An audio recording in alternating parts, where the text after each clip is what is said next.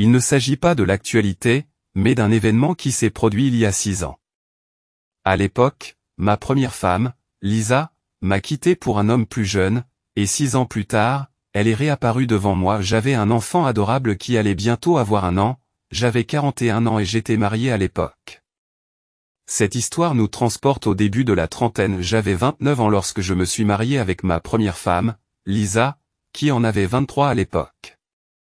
Nous nous sommes tout de suite bien entendus. Lisa commençait sa carrière de styliste de mode, et je créai ma propre entreprise après avoir passé 5 ans dans l'industrie du logiciel. Mon entreprise ne me rapportait pas des millions de dollars, mais elle marchait plutôt bien pour un nouveau venu, et me rapportait suffisamment d'argent pour vivre confortablement. Je vivais seul lorsque Lisa a emménagé dans mon appartement après quelques mois de fréquentation. Les détails sont un peu flous aujourd'hui en raison du temps qui passe. À l'époque, c'était une femme captivante. Rétrospectivement, je constate que sa personnalité colorée a largement contribué à me faire tomber amoureux d'elle. Même lors de la première rencontre à la fête, elle était sociable et incroyablement séduisante. On la remarquait. Je sais que cela peut sembler superficiel, mais lorsque vous êtes jeune, et 29 ans est encore un âge assez jeune, la maturité suit généralement plus tard. Nous sommes sortis ensemble pendant 2 ans avant d'organiser un mariage somptueux. Lisa espérait un mariage de rêve. Le perfectionnisme était son obsession. Depuis son plus jeune âge, elle organisait son mariage idéal. Les 2 premières années de notre mariage se sont déroulées sans encombre, et je m'en souviens parce que c'était un trop important dans mon argent, mais je ne l'ai pas vraiment réalisé à l'époque parce que j'étais trop occupé à essayer d'être le petit ami-mari parfait pour Lisa. Je ne me souviens d'aucune dispute importante à cette époque. Après notre 2e anniversaire de mariage, les choses ont commencé à changer, car Lisa s'est inscrite à un master en mode.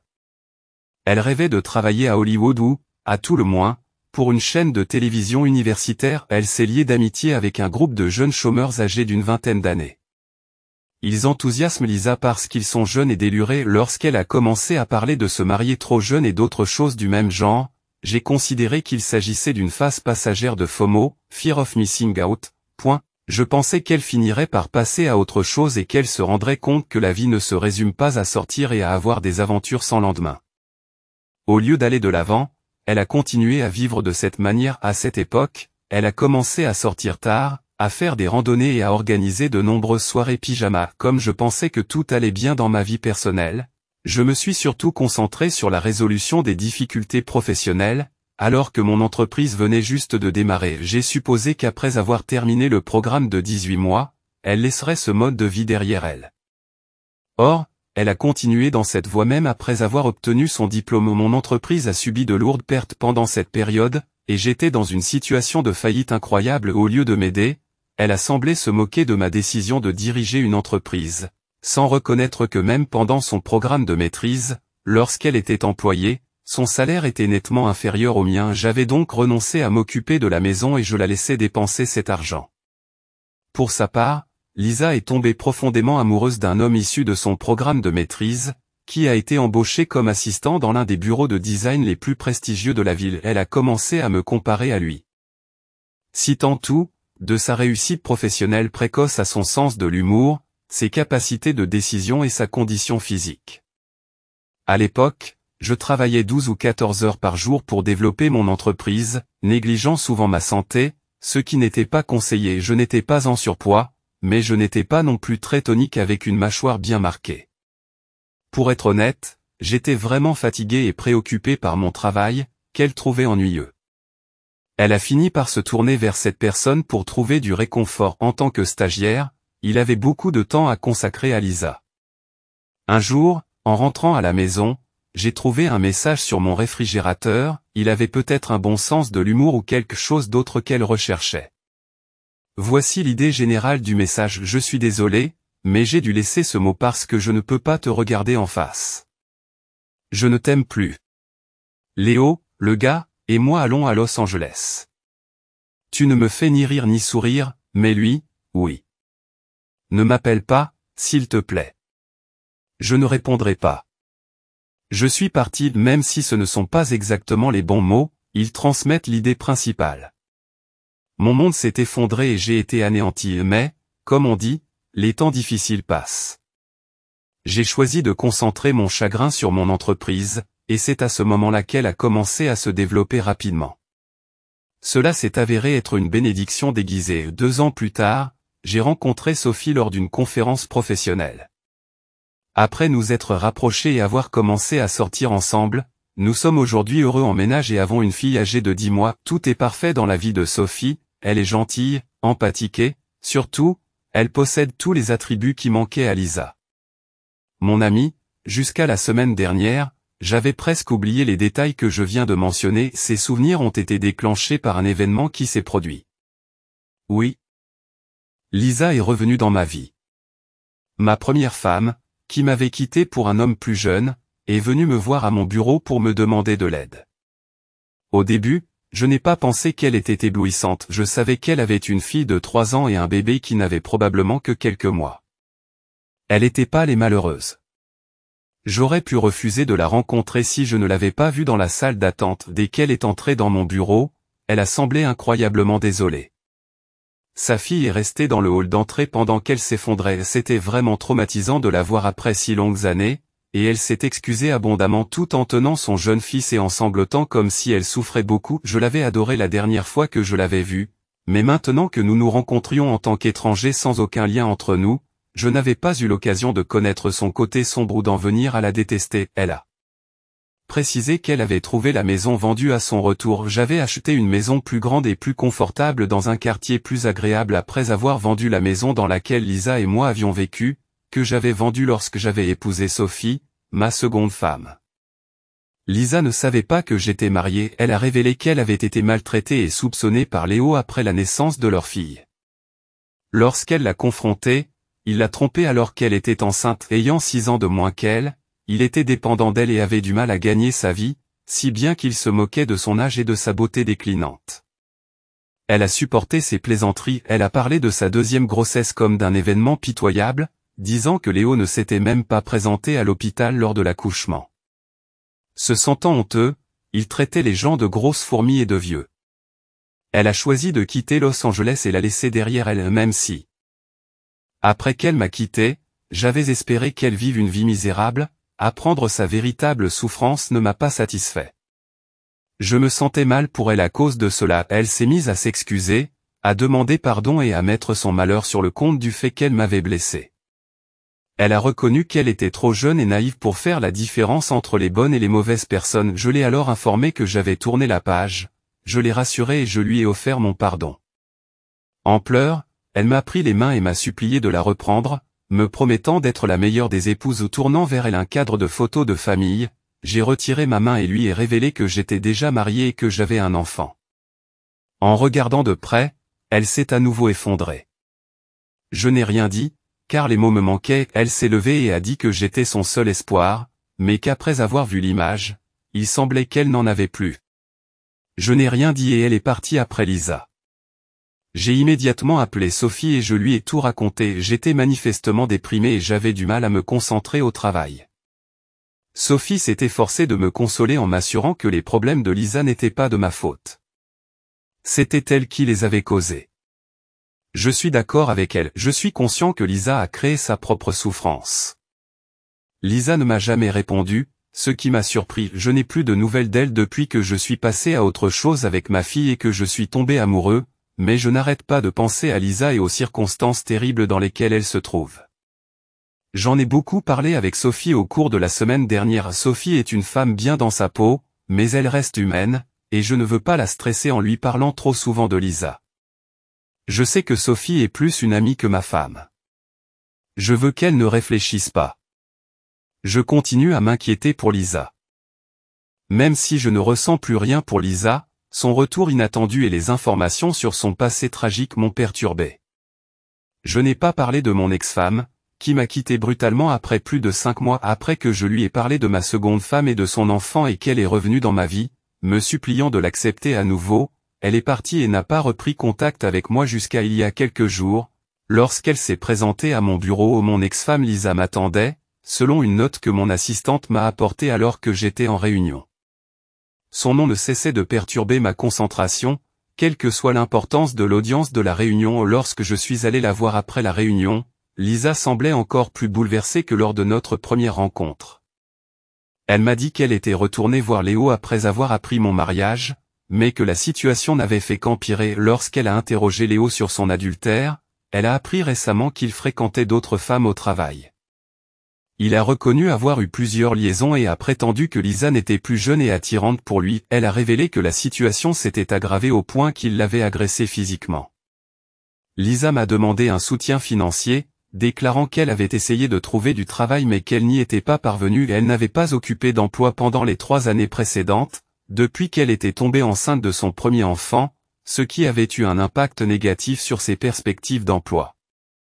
Elle a révélé que Léo ne pensait pas que le mariage était une bonne idée, c'est pourquoi il ne l'avait jamais épousée. Elle m'avait déjà qualifié de peu sophistiquée car il l'avait piégée dans cet arrangement lorsqu'ils avaient commencé à se fréquenter et elle regrettait d'avoir fait ce choix car, en cas de divorce, elle n'aurait eu droit à aucune aide financière. Elle aurait eu droit à une pension alimentaire s'ils avaient été mariés. Je lui ai demandé de combien elle avait besoin, mais elle n'a rien dit. J'ai pris la décision de lui remettre un chèque de 30 000 $ et de lui faire savoir que mon aide s'arrêtait là. Je lui ai conseillé d'utiliser l'argent pour repartir à zéro en louant un motel et lui ai suggéré de chercher un emploi, même si ce n'était pas dans le secteur de la mode, pour soutenir son mode de vie. Cette fois, elle m'a remercié pour l'argent et est partie. J'ai hésité à parler à Sophie de ma rencontre avec Lisa, mais après y avoir réfléchi, j'ai pris la décision de le faire afin d'éviter une relation tendue entre nous. J'ai parlé à Sophie de la demande d'argent de Lisa lorsque je suis rentré à la maison ce jour-là, car elle a remarqué mon attention et m'a demandé si quelque chose me dérangeait. Sophie a réagi avec retenue et elle n'a rien dit à propos de l'argent, mais elle m'a prévenu de ne pas laisser Lisa s'y habituer. Pour voler de mes propres ailes, je ne me suis pas fâché contre Sophie, car je reconnaissais ses inquiétudes et que c'était une réaction normale de sa part. Je l'ai convaincue que je ne ressentais plus rien pour Lisa et que si je l'avais aidée, c'était uniquement parce qu'elle était désespérée.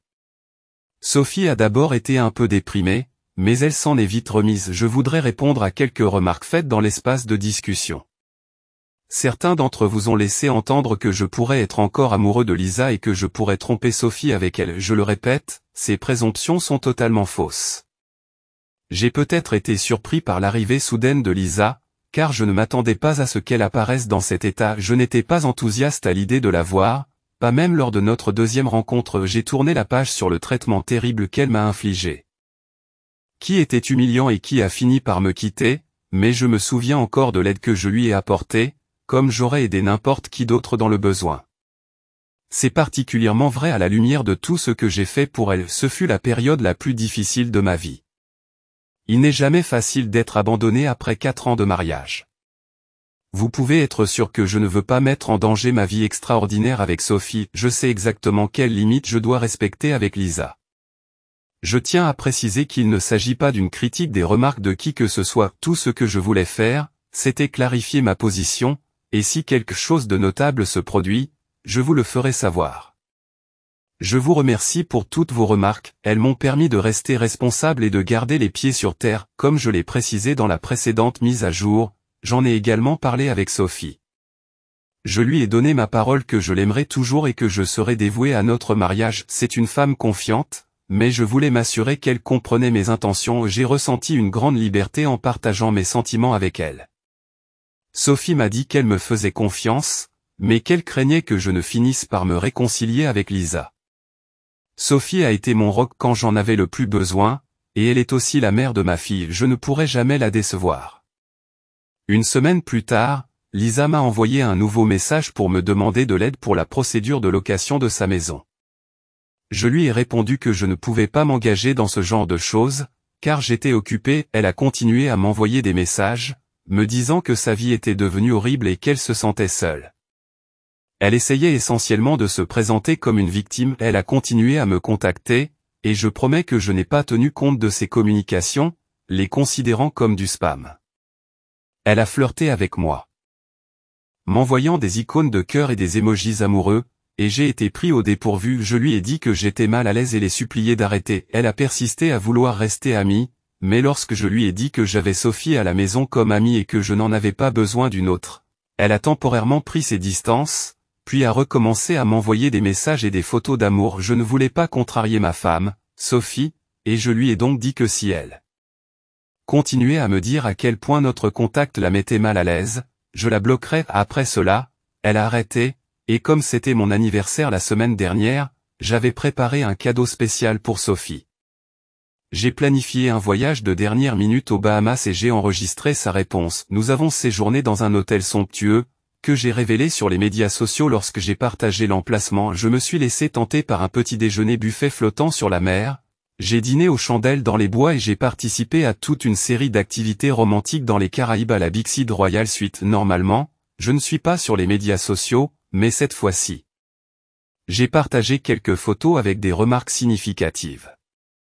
Oui, en partie pour le bénéfice de Lisa. Je ne l'ai pas fait pour montrer à Lisa que j'étais vraiment heureux avec Sophie, et vous savez ce qui a marché, après avoir vu ces photos, Lisa ne m'a plus jamais contacté. Je ne m'inquiète pas si les gens pensent que je suis immature. En fait, elle m'a supprimé de tous les sites de réseautage social.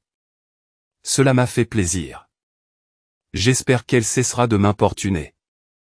Bonjour, mise à jour, et merci pour tous vos gentils mots. Oui, nous avons fait un voyage extraordinaire aux Bahamas. Je pensais que Lisa comprendrait et ne me dérangerait plus avec mon état actuel, mais je me trompais. Quelques jours auparavant, mon assistante m'a informé de sa réapparition à mon bureau. Lors de nos précédentes rencontres, je l'avais volontairement fait attendre quelques heures. Lorsque je l'ai finalement rencontrée, j'ai peut-être donné un mauvais message parce que je l'avais rencontrée tout de suite. J'ai fait semblant d'être occupé et j'ai à peine entendu ses paroles. Elle s'est effondrée en larmes une fois de plus, disant qu'elle ne pouvait pas s'occuper correctement de ses enfants et que sa vie était en train de s'effondrer. Pressée par le temps, je lui ai demandé d'aller droit au but. Elle a rougi, manifestement offensée par mon ton. Elle m'a demandé de l'argent de manière directe et concise. Sophie m'avait prévenu que les besoins financiers de Lisa ne devaient pas devenir une habitude et qu'elle donnait l'impression d'être exigeante lorsqu'elle disait avoir besoin d'une maison ou d'au moins 100 000 $. Même si je gagnais bien ma vie, cet argent ne lui permettait pas d'acheter une maison, alors je lui ai dit que je ne pouvais pas le lui donner. Elle m'a dit qu'elle avait besoin de 60 à 70 000 $ pour repartir à zéro, ce qui lui aurait permis de payer une maison, d'autres dépenses et d'envoyer ses enfants à l'école. Je ne sais pas si elle avait l'impression de mériter mon argent et je l'ai informée que, même si je comprenais sa situation, elle ne devait pas avoir le droit d'exiger quoi que ce soit. Je ne lui dois rien du tout. Le suis-je, étant donné que c'est elle qui m'a abandonné au profit d'un autre mode de vie? Sa demande m'a mis hors de moi. Je me suis demandé comment je pouvais être responsable de sa vie et comment elle pouvait se sentir en droit d'exiger mon argent. Je l'avais déjà aidée par gentillesse. N'entendant plus rien, elle s'est effondrée en larmes. J'étais fatigué de la voir dramatiser lorsque j'évoquais le côté charitable. J'en avais fini avec ma sympathie pour elle. Lorsqu'elle a fini de pleurer, je lui ai donné assez d'argent pour louer une maison et chercher du travail, mais elle n'a fait ni l'un ni l'autre. Je l'ai informée qu'elle ne pensait pas ce que vous disiez à propos de la charité quand elle m'a soudainement attrapé la main. Ce n'était rien d'autre qu'un acte de charité, et je pensais chaque mot. Elle a pleuré et a fait une réclamation. Même si tu mens, tu tiens toujours à moi. J'ai repoussé sa main en lui disant de ne plus jamais s'approcher de moi. J'ai laissé éclater ma rage refoulée et je lui ai dit ce que je pensais, en lui faisant comprendre que je n'aimais que Sophie et mon enfant. Je lui ai fait remarquer qu'elle avait rabaissé mes sentiments et mes émotions en choisissant un partenaire plus jeune que moi. Elle devait vivre avec sa décision maintenant qu'elle l'avait prise. Elle s'est levée et a dit que je l'avais humiliée lorsqu'elle était venue demander de l'aide. Je l'ai informée que j'en avais fini avec sa victimisation. Maintenant que j'avais tout essayé pour l'aider, j'en avais fini. Elle essayait de profiter de moi et j'ai cédé à ses manipulations et à ses actions menaçant le mariage. Je n'ignorais pas ses motivations, je l'ai fait savoir. Après cette dispute, elle a quitté mon bureau en claquant la porte. Je lui ai crié de ne plus me dévoiler son visage. Elle a fermé la porte de mon bureau derrière elle, sans répondre. Elle n'a peut-être pas tiré d'humilité de sa souffrance, mais c'était sa décision. Pour ma part, j'en ai fini avec elle. J'ai donné des instructions à mon bureau d'accueil. Lisa ne sera plus autorisée à entrer dans le bureau et sera refoulée si elle tente d'entrer. En outre, je l'ai bloquée sur toutes les applications de messagerie. Elle n'a aucun moyen de me contacter. Avec Sophie et mon enfant, j'ai une belle vie et je refuse de laisser mon passé la gâcher. C'était un récit plein d'humour. Passons maintenant à la prochaine histoire intéressante, second story. Je n'arrive pas à croire que je me sois retrouvé dans une telle situation. Restez à l'écoute malgré le fait que beaucoup de gens essaient de me parler. Je n'ai vraiment parlé à personne de ce qui s'est passé. Je suppose que j'ai besoin d'évacuer la pression avant d'en parler à qui que ce soit. Après 4 ans de relation, ma petite amie et moi avons annoncé nos fiançailles le week-end dernier. Je n'ai eu aucun problème avec son enterrement de vie de jeune fille, surtout après avoir appris l'itinéraire. Elle prévoyait de louer une grande maison spacieuse d'environ 4 chambres par l'intermédiaire d'Airbnb ou d'un service similaire afin d'organiser une fête débridée et de sortir le jour de la célébration. Elle se trouvait dans mon appartement, un appartement de 2 chambres où j'ai un bureau à domicile dans l'une des pièces. Je suis un investisseur indépendant. Après avoir fait tous les préparatifs nécessaires, elle a rencontré ses amis et nous avons échangé quelques textos, mais lorsque la fête s'est intensifiée, nos échanges ont cessé, de sorte que j'ai pensé qu'ils s'amusaient simplement après minuit. Alors que je me préparais à aller me coucher, j'ai réalisé que l'ordinateur de mon bureau était toujours allumé. Il s'est avéré que ma fiancée avait laissé sa messagerie ouverte sur l'ordinateur et que l'écran n'affichait qu'un économiseur d'écran. Elle et ses amis avaient tout organisé dans un chat de groupe, auquel ils avaient ajouté de nombreux films. J'ai commencé à regarder quelques vidéos par curiosité. La plupart d'entre elles étaient vraiment naïves. Une quinzaine de filles s'amusent, fument, dansent et se saoulent. Ensuite, j'ai vu une vidéo dans laquelle une femme déverrouillait la porte d'entrée et une dizaine d'hommes entraient dans la résidence. Je n'ai pu identifier personne et je ne connaissais aucun d'entre eux. Quelques vidéos montrant des hommes et des femmes en train de boire et de danser étaient disponibles.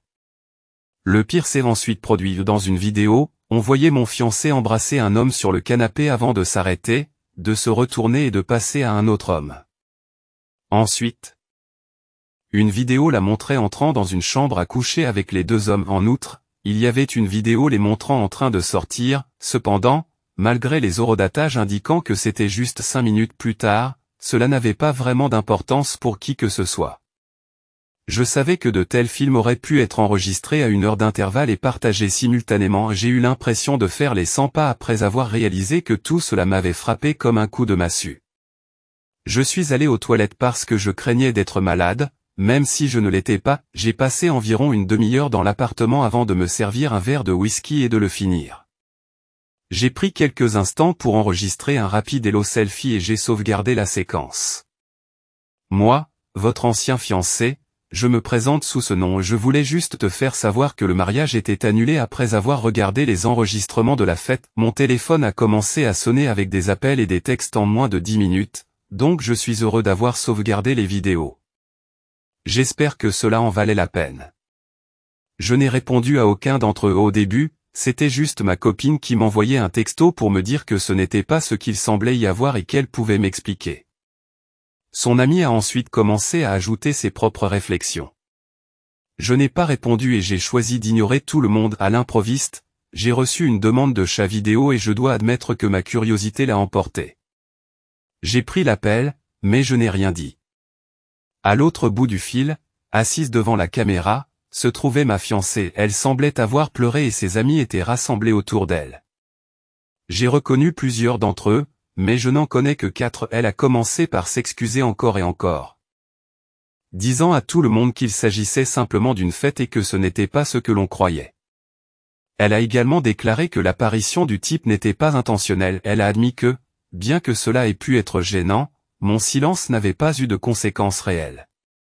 Elle a continué de la même manière et ses amis ont confirmé ce qu'elle avait dit. Plus je restais silencieux, plus elle s'énervait. Elle a fini par reconnaître avoir embrassé les 2 garçons, mais elle a rejeté la responsabilité sur ses amis, qui l'ont accepté de manière inattendue. C'est tout ce qu'il y avait à faire, a-t-elle affirmé. Les baisers ne signifiaient rien. Elle a ensuite commencé à crier que c'était une blague et qu'il ne s'était rien passé, comme si elle se souvenait des images où on la voyait entrer dans la chambre. Mon fiancé était entré dans la chambre et en était reparti aussitôt, et les autres femmes lui ont confirmé qu'il s'agissait d'une plaisanterie. Elles ont continué à se répéter ainsi. Lorsque tout le monde s'est enfin tu, je lui ai demandé si elle avait quelque chose à ajouter, et elle a répondu par la négative.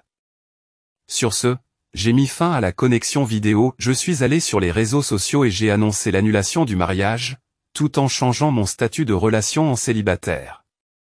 J'ai même fait une remarque amusante en disant que tous ceux qui avaient acheté un cadeau pouvaient le renvoyer. Après avoir lu le message, mon fiancé a eu encore plus peur et a insisté sur le fait qu'elle avait simplement embrassé quelqu'un. Je lui ai envoyé un texto pour lui dire que je diffuserais immédiatement toutes les séquences en ligne si je pensais qu'elle ou l'un de ses amis mentait ou essayait de me faire passer pour une mauvaise personne. Personne d'autre ne sait ce qui se passe. Tout cela a eu lieu, j'ai annulé tout ce qui concernait le mariage il y a quelques jours, mon fiancé est toujours à mes trousses. Alors si vous avez des idées sur ce que je devrais faire ensuite, n'hésitez pas à m'en faire part. La nouvelle est simple, tout a été annulé. Officiellement, le mariage n'aura pas lieu. Après avoir récupéré la bague, j'ai emballé toutes ses affaires et je suis maintenant chez ses parents. Nous avons parlé, mais elle n'a fait que plaider, s'excuser et sangloter. Elle affirme catégoriquement qu'elle n'a fait qu'embrasser les garçons, qu'elle n'a jamais rien fait de tel auparavant et qu'elle jure que cela ne se reproduira plus. Le problème, c'est que cet incident m'a rendu méfiant à l'égard de notre relation dans son ensemble, mais une partie de moi voulait la croire. Même si je pense qu'elle dit peut-être la vérité, le problème fondamental est qu'il est impossible d'en être certain. Nous avons tourné en rond car, en fin de compte, il n'y a aucun moyen de savoir avec certitude s'il est vrai que ses copains l'ont forcé à le faire. D'ailleurs, comment croire qu'ils ne l'ont pas déjà fait? Elle a dit qu'elle ferait tout, y compris rompre ses amitiés et limiter sa consommation d'alcool. Elle a peut-être déjà coupé les ponts avec ses amis après les avoir critiqués bruyamment en ligne et avoir affirmé que nous serions encore en train de nous marier si la fête avait respecté le plan initial. Pour l'instant, tout ce que j'ai à dire, c'est que je suis célibataire et que j'ai l'intention de vivre pleinement ma vie. Après avoir mis fin à une relation de 4 ans, je vais probablement prendre du temps pour moi dans ma vie. Étonnamment, quelques-unes de ses amies m'ont également envoyé des messages pour des conversations informelles. C'est pourquoi je n'ai pas encore répondu. Eh bien, il est difficile de leur faire confiance non plus.